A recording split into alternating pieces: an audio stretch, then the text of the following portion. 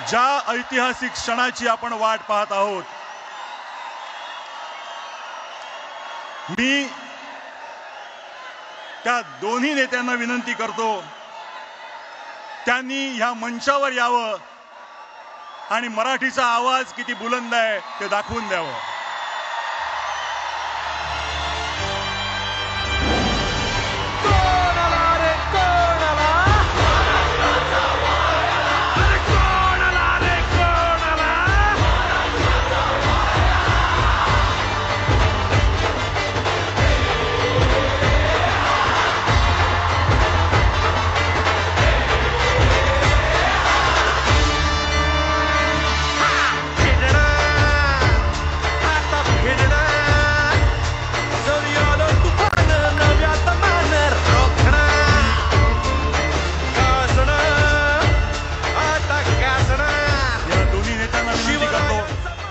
त्यांनी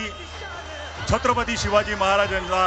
पुतळ्याला पुष्पहार अर्पण करावा आणि या कार्यक्रमाचे औपचारिक सुरुवात